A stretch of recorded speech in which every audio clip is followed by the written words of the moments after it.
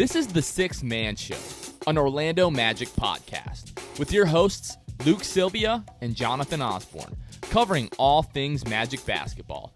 By fans, for fans. Go Magic.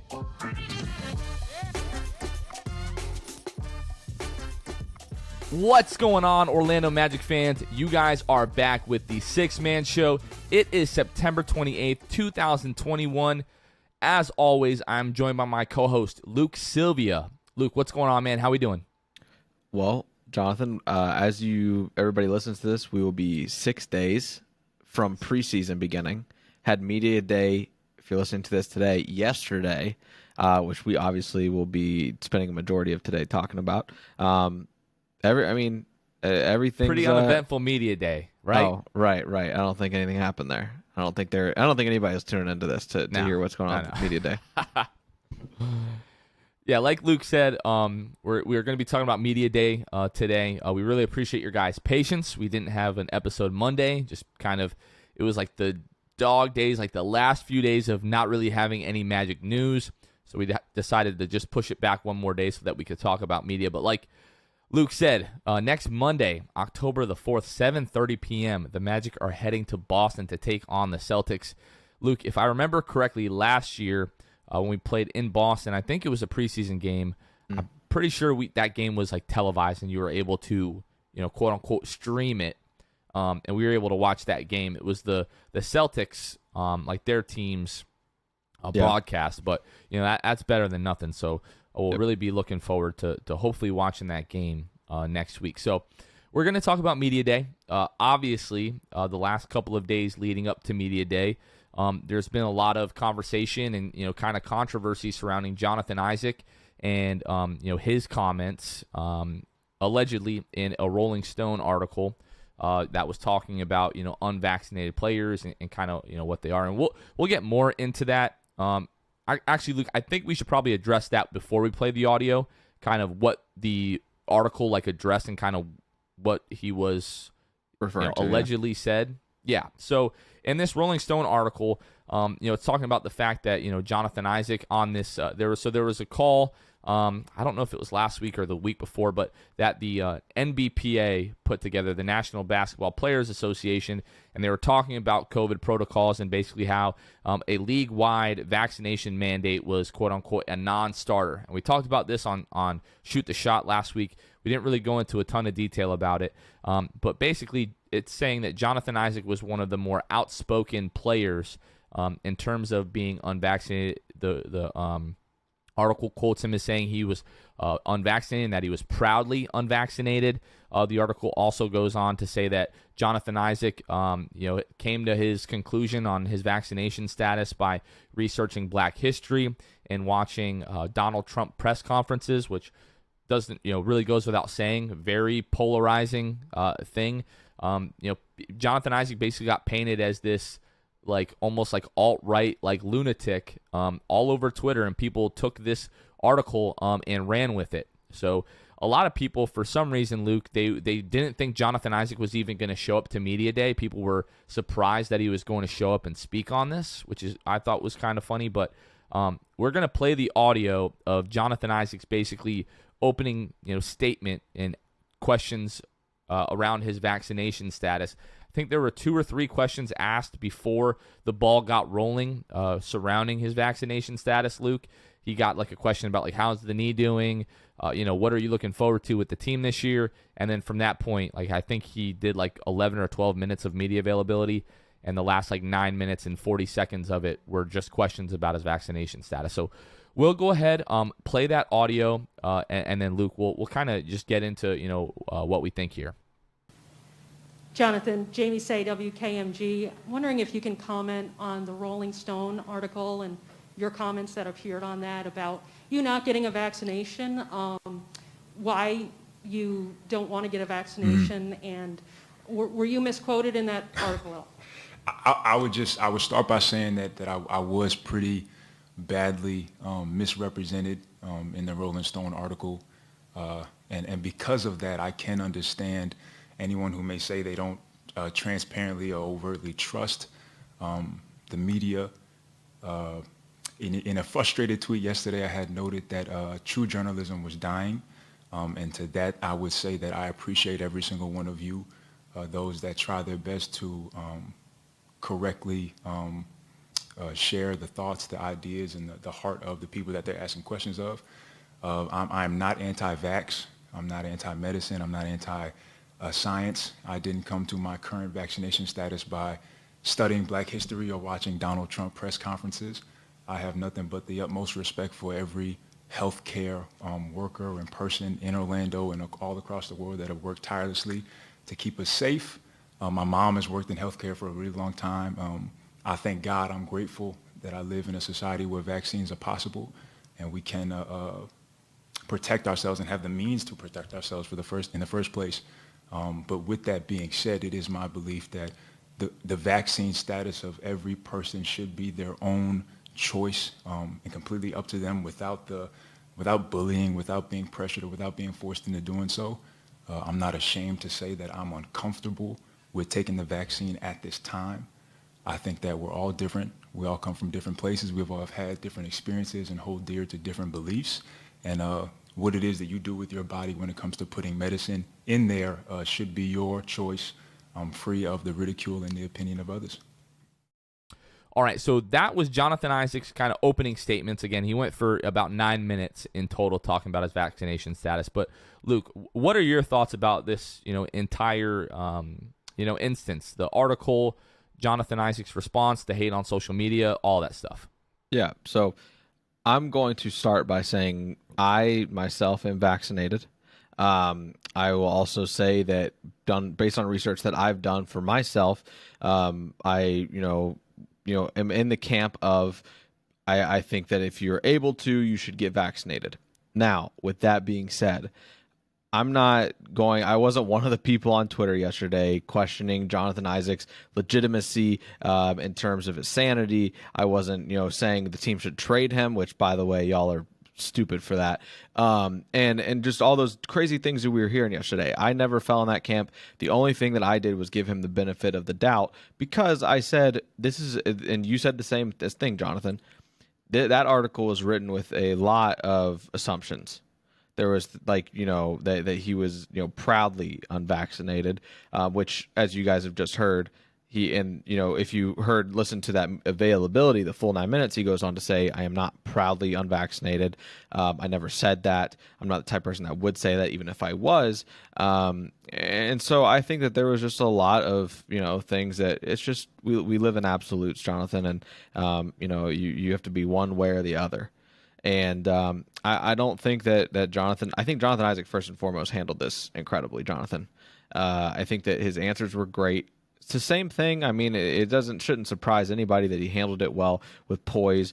Everybody coming at him, attacking him for things that he said, and the article, and even his direct quotes and things that he's stood for in the past. People come at him, and he's always very just mild mannered.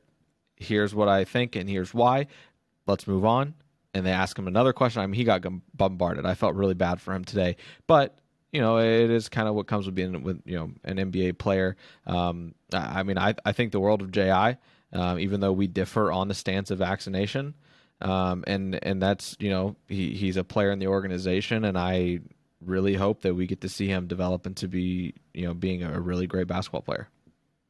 Yeah, so there's a couple of things that I want to address. The first thing I'll say is if you haven't watched the entire 9 minute clip, go watch that. I want everybody to form their own opinion on this. Yeah. Now, I wasn't going to get into my vaccination status or your vaccination status, but maybe for the sake of people understanding our perspective, maybe that is beneficial to share. So I'm also vaccinated. I've been vaccinated, fully vaccinated since the middle of June. So when I talk about whether or not people should have the right to be vaccinated or choose for themselves or whatever, I'm also coming from a place where somebody asked me, hey, should I get vaccinated? I would tell you, well, you need to form your own opinion on that and decide for yourself. But yeah, me personally, the reason that I got it is because I didn't want COVID. Now, I'm one of the people who have been vaccinated and I still ended up getting COVID.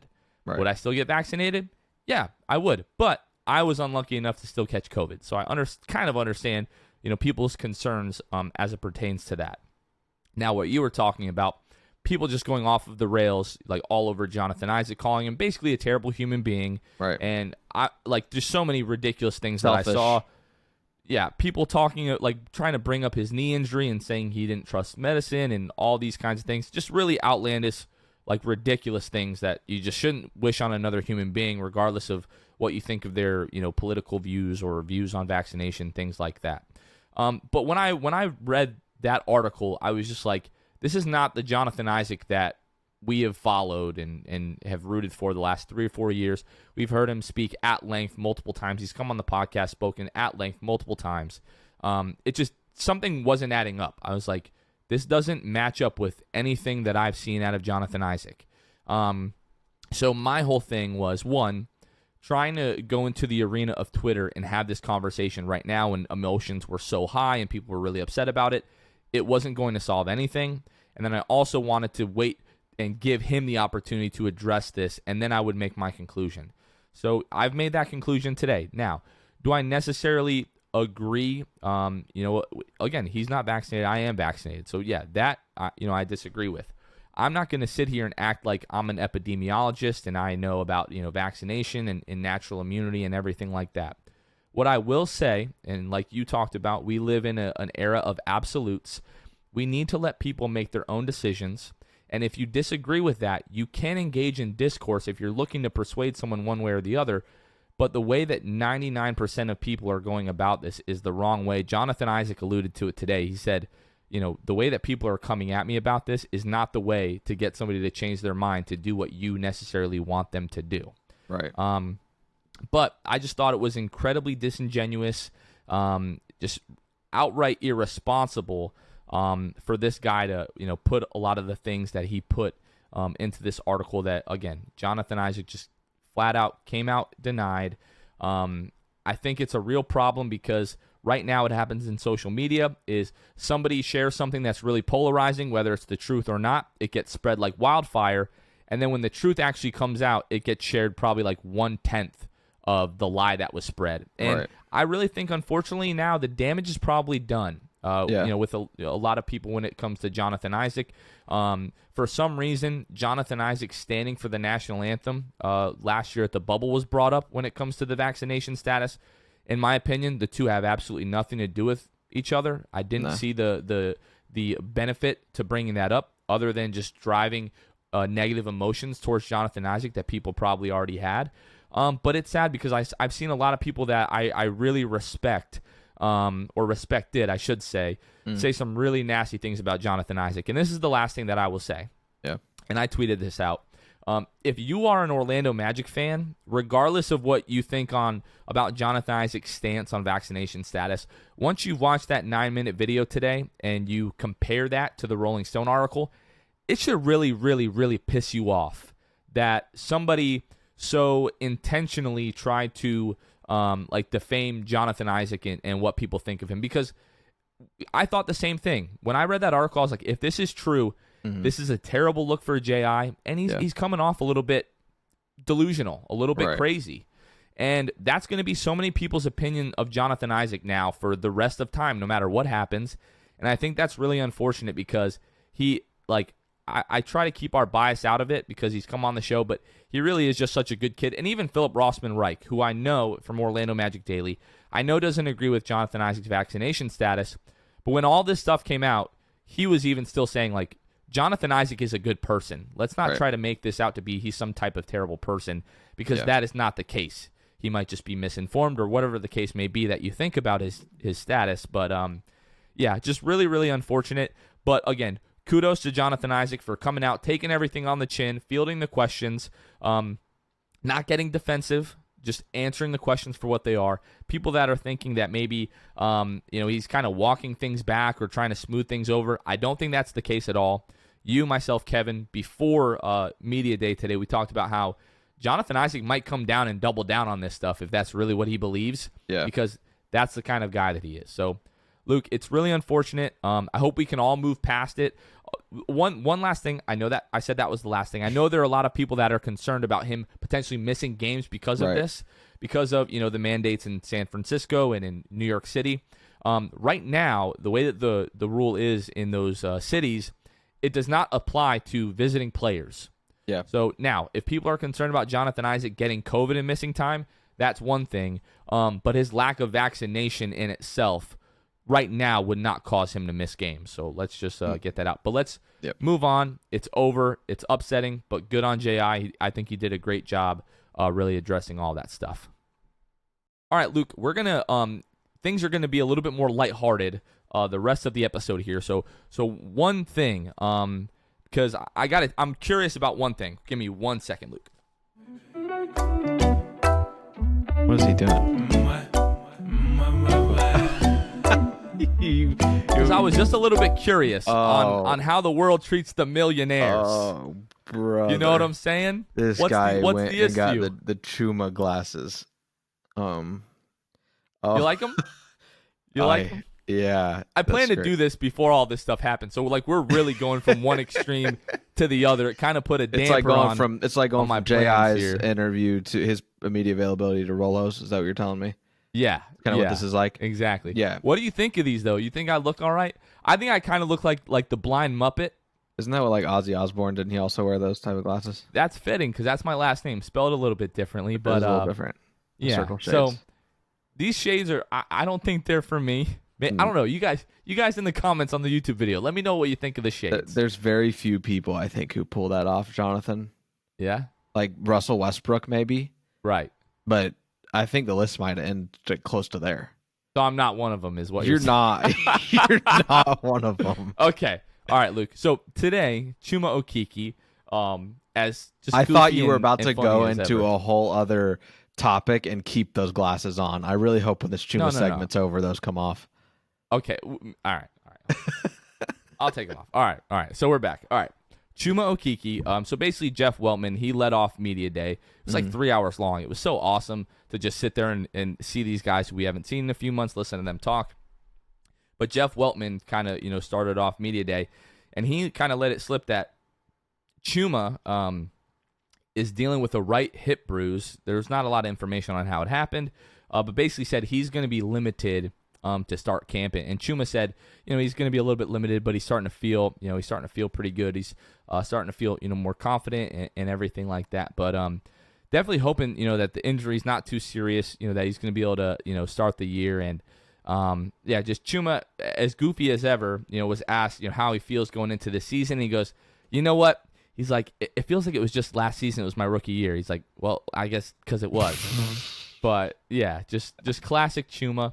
Right hip bruise, not overly concerned, but like after the year that we just went through, Luke, with all the injuries, like we're not off to a really hot start. No, I would rather have gone into training camp, everybody healthy, everybody good to go, but instead we're already dealing with bruises, bumps and bruises. Bumps and bruises. From what we've heard, the last few days, there was a David Aldridge article that came out on The Athletic talking about how Jonathan Isaac isn't going to be cleared, really for full contact for training camp. Markelle Fultz is still a bit behind him, which makes sense. Jonathan Isaac tore his ACL like 5 months before Markelle did. Yeah. Now Jonathan is taking a little bit longer than we had anticipated originally and hoped for. But it seems like the possibilities of those guys being ready for the start of the season is like, I don't know. My hope for that is pretty much out the door, Luke. I don't know how you feel about that. Yeah, I don't know. I mean, Markelle, I believe it was his you were way more in tune to media day than I was. As far as it sounded like with Markelle, I mean, they very clearly said that there's not a timetable. Yeah. Which is like, hey, TikTok guys, what do you mean there's not a timetable? We're rapidly approaching the start of the season. And now it feels like we probably won't even, we won't get to see, Markelle or J.I. even surprise us by playing in a preseason game near the end. Well, I have to say, so I messaged J.I. today, just kind of, see how he was doing and tell him that I thought he did a great job handling all that stuff. Basically to tell him, like, fans are really frustrated because we got, like, 2 basketball questions, and then it was just all about COVID. Yeah. And nobody got to ask him, like, how's your shot looking? All this kind of stuff. What part of your games have you been working on? So I let him know, like, hey, fans are, frustrated that we didn't really get to hear too much basketball stuff today. And he said, well, I'll be back soon. And he also commented on when Oscar from the Magic Report, Oscar had posted about Jonathan Isaac. Yeah. And Jonathan commented and said, I'll be back soon. So hopefully that means he's going to be back sooner or later. With Markelle, I think it's a lot harder to tell because he's just, right now, like in a few weeks, he'll be 9 months from the ACL. So that makes sense that it's going to be a little bit longer. But yeah, I mean, the great thing that we heard about Markelle, and Markelle's just always, so positive and just such a fun listen whenever he's talking to the media. He talked about how he's had the opportunity with the ACL and the rehab to work on a lot of things that he normally wouldn't be able to work on throughout the course of the season. And one of the things that he talked about was that he's really been working on his shot mechanics, which is going to be a big deal. We've talked at length on this show a million times about how that's kind of the golden ticket for Markelle, is if the jump shot comes around. And that's really the whole thing. Like, he's got to rebuild his shot mechanics from that thoracic outlet syndrome to try to get back to the shooter that he was at Washington. And if the mechanics look a lot better, I think we talked about this a couple of weeks ago, that it wasn't really going to be so much the numbers at first. It was just going to be the way that the shot looks. And then as the repetitions come, hopefully the numbers will come along as well. So I found that pretty interesting as well, Luke. Yeah, I mean, there was a lot of things to kind of take. As far as Markelle, man, there's only so much we can say that we haven't already said when it comes to him, and it's obvious, right? I mean, we want the shot to be good, we want the form to be even better. We hope that he comes along nicely with that shot, because if he doesn't, there's a lot of room for other guards on the team to kind of surpass Markelle. But we would love to see Markelle succeed and continue to have, a guard, essentially competitive guards throughout the rest of the year and even in the next, couple of years. What were you going to say, Jonathan? I wasn't going to say anything. Oh, okay. I was just smacking my lips. Oh, just smacking those lips, eh? Just think about Markelle's jump shot. My mouth's watering. Oh, okay. So are you good with moving on? We can move on. Let's talk Mo Bamba. Yeah. So Mo Bamba comes to the podium and just looking absolutely yoked. Are we doing this again, Jonathan? What? Oh my gosh! Really? The whole Mo Bamba yoked thing? Well, I mean, I think it's okay.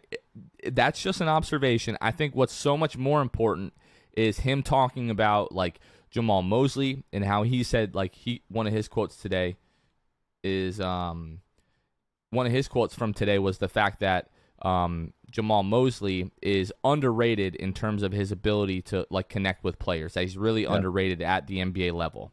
But Mo said this summer what he's really been working on is his conditioning, his ability to finish around the rim.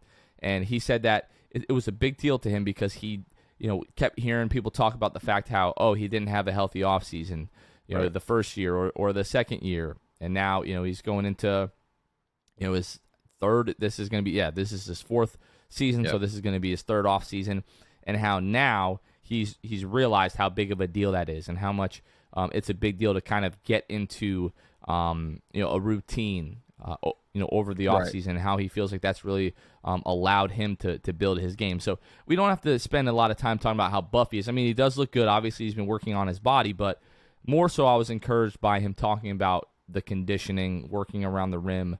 It feels like he's becoming more confident, and it feels like, we saw the video of him working out with Coach Mosley, 2 seconds basically after the Mosley hire, and it seems like they have a pretty good relationship so far. Yeah, and that's the one thing that a lot of people kept talking about when they framed their questions today at media day. They kept framing it as, Mo is going into his fourth year. I mean, he is essentially when we talked about it with J.I., essentially this team got flipped on its head in terms of the age of the team, right? The average age. Mo now steps into a leadership role. Obviously Mo's got a lot to handle before he is the number one outspoken, motivating leader that he can be, because I think his play on the floor needs to kind of resemble that kind of attitude. But I think we're on the right path with Mo. I hope that Mo becomes that player. I love that he's getting a full off season to get into a routine. That was one thing I did want to touch on was, like you already said, right? He's not really had an off season that was normal. There hasn't been a normal. Even this season wasn't normal. He had a whole new coach. He had they drafted, 2 more younger guys that, but the good thing is he's been able to, get a rhythm, get a routine under his belt for this offseason. He has a coach that seems to believe in him. I think that there's a lot of good that can come out of, Mo Bamba's situation still, even going into his 4th year. Because, I mean, you look around and Mo Bamba going into his 5th year, you're going to have a solid opinion on Mo Bamba. You're going to say, a year from now, Jonathan, you are going to, if he is still on the team, and let's say he had a great year or a bad year, you're going to be able to tell me I have a formed opinion on Mo Bamba officially. Here's what they should do. Qualifying offer coming up. Here's what needs to happen. We'll know one way or the other. So it is the biggest season of anybody else, in my opinion, on this team. Nobody else has a bigger season coming up than Mo Bamba does. In terms of how important it is to him, and a lot of fans are sharing, your sentiment. People are saying, he says the right things all the time, but like we really need to see it in action this season. Now, you talk about how, potentially at the end of the year, he's going to either be signing with a new team or maybe, signing another deal with the Magic. Wendell Carter today was asked, kind of about his, contract situation and everything like that. And he basically said, I'm going to let my agents handle that. If I start worrying about that, that takes me away from what we need to worry about on the floor. He said, but, I love the city. I love Orlando. I love my teammates. I want to be here for a long time. So it's always good to know that a guy, wants to be here. But for, like you said, it's a huge, nobody, this season isn't more important to anyone, I think, than Mo Bamba. I think that's basically what you're saying. Like, it's make or break time, for Mo. I think even if it doesn't work out here, he'll probably get another shot somewhere else. But like, I feel like this is his last chance to like really cement himself as a starter in Orlando. If it doesn't happen this year, I think he's probably gone. He's had injury. He's had all of those things. Mo stays healthy this year. This is his lone excuse-free season. This is a prove-it year for Mo Bamba. Yeah. And it needs to happen. And when I say, it's pivotal for his career, it's most important to him, no, I really do mean of all the players on this team, he has the most important season of all of them. And for Magic fans, he should have the most important season for all of us. This is a guy that the Magic drafted. This is a guy that has grown up, has bulked up, and now he just needs to have an outstanding season and show the Magic fans that he's got what it takes to be a starting caliber center in the league, because right now, it's no surprise, nobody right now really thinks that he could do that right now. Yes, very, very important year for Mo Bamba. Another guy who's about to have an important year for the Magic is our rookie, number 5th pick overall in the NBA draft, Jalen Suggs. Obviously, it's his rookie year. He wants to get off to a great start. Obviously, out of Jalen, everyone knows he's very, very likable. With Jalen, I think he's been asked like the same questions so many times over the past couple of months. We didn't really get too much new out of Jalen that we haven't already heard. Like, obviously, his arrival, him and Franz, when they were brought to Orlando right after the draft, which I believe there's a new all-access video kind of behind the scenes of their arrival in Orlando that's up on the Magic's YouTube channel if you guys haven't checked that out yet. But, he was on, like, road tripping, with Channing Frye. It was a lot of fun. Richard Anderson. Great episode. There was Richard actually Jefferson. some really good stuff in that if you guys haven't checked that out. They throw a little bit of shade at Orlando, but, I think they... You'll get over it. It's true. Yeah. I mean, yeah, it's a lot of it is kind of true, unfortunately, but yeah. And the one thing I wanted to add, Jonathan, kind of talking about Jalen, and wanted to kind of talk about that road tripping podcast, and also kind of mention Jamal Mosley and what he talked about as well. So it all comes together. It comes full circle, right? Someone asked, I don't remember who it was. Someone asked Jamal Mosley, Coach Mosley. They said, what do you consider, what needs to happen for it to be deemed a successful season for the young guys, for the rookies? And so he went on to say just that they learn how to be a professional. There's 82 games plus a postseason, right? And that's what also Richard Jefferson and Channing Frye really harped on, was this season needs to be about getting in a rhythm, understanding that you're not going to just play 30 to 35 games like college. This isn't college anymore. You've got 82 games, and you need to get in a rhythm, and you need to just that's what the first season is all about. And that's what Mosley said too, right? I mean, he said that these guys just need to learn to be professionals, and a huge part of that is learning how to manage those 82 games. Because Suggs talked about that in the road tripping podcast. He was like, I know it's 82 games, but until you really sit down with it and you put yourself in the shoes of an NBA player like he is, and you say, man, I got a game on the 18th, I got a game on the 19th, I got a game on the 21st, I got a game on the 24th. Like, he's like going through it in his head, and is like, you could realize in real time with Jalen Suggs how crazy that season is. So I think that was kind of that's just my takeaway for Suggs. We've heard it all in terms of questions for Jalen Suggs, and that's kind of just where I'm at. He just needs to really use this year to sharpen his skills and get used to what it means to be a professional. Well, Jeff Weltman, kind of in his opening, the media day, he was also asked what he was going to consider a successful season. He said growth, development, learning. Mm-hmm. Now, last year, Jeff Weltman was asked, what does a successful season look like? And he talked about making the playoffs and advancing in the playoffs.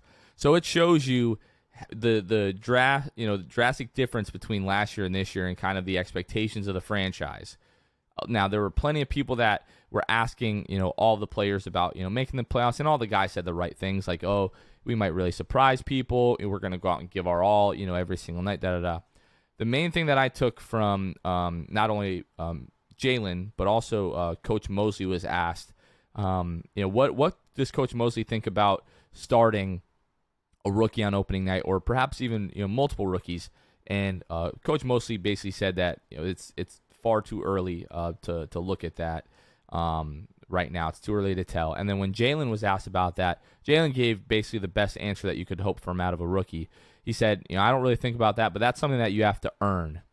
He's like, I don't expect that to be handed to me. I don't want that handed to me. I want to earn that if that's the case. He goes on to say, basically, I'm not too worried about starting or not. I know I'm going to be on the floor. I know I'm going to be contributing. But everything that you want to hear, out of your rookie, out of Jalen Suggs. And then the press conference, or the availability with Franz and with Mo Wagner, they were grouped together. They did like their availability together, which was pretty cool. One of the things that stood out to me from that was Mo Wagner was talking about how he and Franz have never ever really played on the same team. So how they're both really looking forward to that.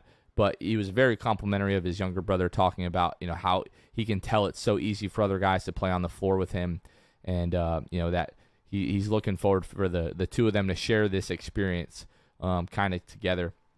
And then one of the other things that I wanted to talk about was basically every player. They were asked about what they're most excited for this season, and every guy brought up the team's chemistry. Yeah. So I think it was Cole that was asked about it first. Right. And he, they were talking about the trip to Charleston and kind of who put that together, and they call that the Chuck, referring to Charleston. And it got brought up that Jonathan Isaac was kind of the guy that put that whole trip together. And everybody brought that up, Luke. That was one of the things, not kind of like an individual basis, but just kind of looking at the whole scope of Media Day, kind of big picture. That was a big takeaway for me, that in years past, it felt like guys, liked each other, but it didn't really feel like they really liked each other and hung out. And everybody talked about that. Yeah, they didn't feel like they loved each other, right. And that's kind of weird now that we've said it like that. But it feels really, really different. They all talk about hanging out together and how great the few days were in Charleston. Not so much the basketball stuff, but just really getting to know one another. And they've talked about how they all kind of hang out and kick it off of the floor, which is important. Steve Clifford said, that stuff really isn't that important. I think for a young team, it is important. Maybe not for a veteran team when everybody's got their own lives and they've got families, wives and families and everything. But for a young team, I feel like that's very important, especially when it comes to managing egos. Mm-hmm. Yeah, and that was another thing. I'm obviously not getting back into the JI vaccination stuff, but there was people that posed questions. Cared. There was people that posed questions to us. Yeah, exactly. They posed questions to us about it. They said it on Twitter. I hope the JI stuff doesn't really mess up the chemistry of the team. Y'all think that in Charleston, when J.I. had just, arranged the whole trip and everything, or brought up the idea of it at least, it came from him? Do you think on the trip that they were sitting around being, talking about vaccination statuses and how mad they were that J.I. wasn't vaccinated? No. The biggest thing, you guys talk about chemistry, and if this is going to kind of put, a hard, essentially a strain on their relationships, it seems like it hasn't done that at all. It hasn't impacted them whatsoever, it seems. Cole talked about it. He said, we might not agree, but I respect, his decision.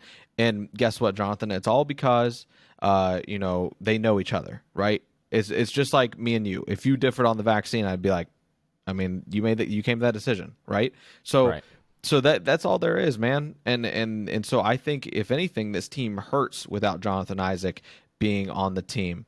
Not just because of on the court play, X's and O's, physical abilities, but mainly because of chemistry. J.I. is a leader, whether you guys think he's, delusional or not. He's a leader, and these guys all, they all believe in each other, and they do love each other. I mean, that is really what it feels like right now, and we've been saying that. But that's just kind of what stood out to me, Jonathan, from Cole's press conference, was him saying, I think that was J.I.'s idea. To come to think of it, I think he's the one that really kind of spurred the idea. So I really... And RJ Hampton echoed that. Yeah, so that's the thing, man. I mean, I'm not discouraged at all about any of the JI stuff that's come out, because I don't think it has affected the team. If anything, it's just proven that these guys are going to go to bat for one another and show their support, and that does say a lot, especially for young guys, right? Their emotions run high, but at the end of the day, they're supporting one another, and they understand their goal is to make the playoffs. They said that as well. Our goal is to make the playoffs, and I think they know what they need to do to make it happen, and it all starts with chemistry. Guys, autumn is in the air, the pumpkins are in the patch, and our friends at Manscaped are here to make sure you don't carve your pants pumpkins when you're grooming, if you know what I'm saying. Make sure you're keeping things fresh this fall with the leaders in male grooming and their brand new 4th generation performance package. Boys, get ready for a cuffing season like no other. Ready to take the leap into fall with Manscaped? Join the 2 million men worldwide using Manscaped by going to Manscaped for 20% off plus free shipping with the code SIXTH. That's SIXTH, manscaped.com. First off, the new Performance Package 4.0 includes the new Lawnmower 4.0. If you're looking to cozy up this fall, this trimmer is essential. Their 4th generation trimmer features a cutting-edge ceramic blade to reduce grooming accidents thanks to their advanced skin-safe technology. It also gives you the ability to turn the 4000K LED spotlight on and off when needed for a more precise shave. Plus, it's waterproof. Seal the deal with Manscaped's liquid formulations, the Crop Preserver Ball Deodorant. Everyone knows pumpkin spice lattes and ball deodorant go hand in hand. Get 20% off plus free shipping with the code SIXTH at manscaped.com. That's 20% off plus free shipping with the code SIXTH. That's SIXTH at manscaped.com. Make your balls a priority this fall. Choose Manscaped. Your balls will thank you. Yeah, Luke, I think the last thing, really that I have to say, and it kind of, it's going back to JI, is if you contrast, kind of the team's, reaction and response to what's going on with JI, you compare that to what happened in the bubble. I feel like it's right. Really like the same thing. People thought like, oh, his teammates must hate him, blah, blah, blah, when he didn't, kneel for the anthem and everything like that. And guy after guy after guy came out and said, we know J.I., we know he's a great guy, we love him, we support him, that's his decision, blah, blah, blah. Same exact thing. Yeah. Cole Anthony said, hey, I might agree with him, I might not agree with him. That's not important. He's still my teammate. I'm going to support him through thick and thin. And, stuff like that, a couple other guys were asked about it, and they just kind of echoed that. You see, Jalen Suggs, posting pictures of him and J.I. to his Instagram story later on. So people, I don't think it's necessarily fair to question whether or not this is hurting the team's chemistry. The one thing I will concede is that it's an unwanted distraction. Yeah. When everyone's focusing on getting on the floor, and this is not something that you want to have to deal with. But people, you tweeted out, people want athletes and basketball players to talk about their opinion. Yeah. Until it's something that they don't agree with. Right. And then it's kind of right back to the point, like, just shut up and dribble. Like, you shouldn't be talking about this. Yeah. Like, you don't know what idiot, you're talking about. All these other things. Exactly. And maybe it's not 100% fair to to compare the two, but I think just in our society, it has to go both ways. You can't be hypocritical when it comes to things like this. If you want people to speak their mind and about things that they believe, you have to have room for people to say things that you don't necessarily agree with. And again, I don't want to make it seem like I'm an expert on all this stuff, like natural immunity and and things Right. like that. But I don't know how you, even if you disagree, how you listen to like the 9-minute thing with Ji and then just come to a conclusion that he has no idea what he's talking about. He's a complete idiot. That this is just thoughtless and all these other things. But Yeah, Luke, and let's not get wrapped up into that again. right, yeah, and that's the thing, right? And that's kind of my last point. And it's a life lesson, right? I mean, it's something that you're going to learn in life, that there are battles that you will have to pick and choose from. There's battles that in a marriage that you have to pick and choose from, as Jonathan puts on his Chumo Kiki glasses. But there's battles in a marriage and a friendship and all that stuff. The Magic teammates have chosen that this is just not worth it, and if they were to shoot Ji down, I mean, who knows, that might take the wind out of Ji's sails, and he never wants to share an opinion again. And just in life, that's not a good thing to live by. You don't need to tear others down because they don't believe the same as you.